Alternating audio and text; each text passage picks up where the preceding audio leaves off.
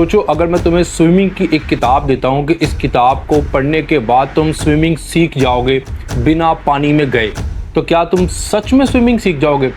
बिल्कुल भी नहीं।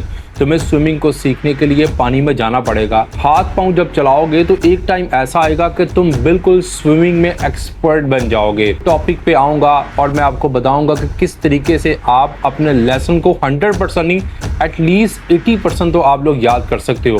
ये रूल है पहला, परेटो प्रिंसिपल, यानी कि 80-20 रूल। इस रूल में क्या होता है कि आपने 80% रिजल्ट देना होता है 20% एफर्ट करके।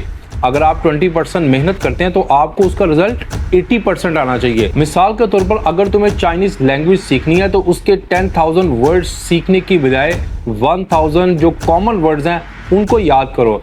इससे तुम्हारी जो एफर्ट है वो 20% होगी, लेकिन रिजल्ट तुम्हें जो है इसका वो 80% मिलेगा। चलो इसको मजीद आसान करते हैं कि जब तुम किताब के अंदर किसी भी चैप्टर को याद करने बैठो तो उस टॉपिक के जो की वर्ड्स हैं, ऐसे पॉइंट्स जो तुम्हें नजर आ रहा है कि ये पूरे टॉपिक की जान है, उन टॉपिक्स को समझो, इसका मीनिंग क्या है, इसकी बैकग्राउंड क्या है, फिर उन टॉपिक्स को खुद से लिखना तुम स्टार्ट कर दो। इस तरीके से जो कीवर्ड तुम्हारा मेन होगा उस पे जब तुम डिस्कशन करोगे तो तुम्हारा वो सारा टॉपिक जो है वो क्लियर हो जाएगा। यानी कि तुम 20% सिर्फ एफर्ट करोगे और तुम्हें रिजल्ट उसका 80% मिलेगा। अब ये दूसरा प्रिंसिपल भी कान खोल के अपने दिमाग के अंदर बिठा लो। ये रूल तभी इफेक्टिव होगा जब तुम 80-20 रूल को अपनी लाइफ में अप्लाई करोगे।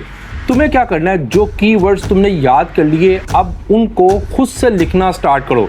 जहां पे तुम रुक जाओ या जहां पे तुम्हें भूल जाए, यही तुम्हारा वीक पॉइंट है। तुमने बस इसी वीक पॉइंट को दोबारा से रिवाइज करना है। अब ऐसा नहीं करना कि जब तुम्हें थोड़ा सा भूल गया तो तुम शुरू से फिर दोबारा आओ, फिर दोबारा से मेहनत करो, फिर दोबारा से मेहनत करो।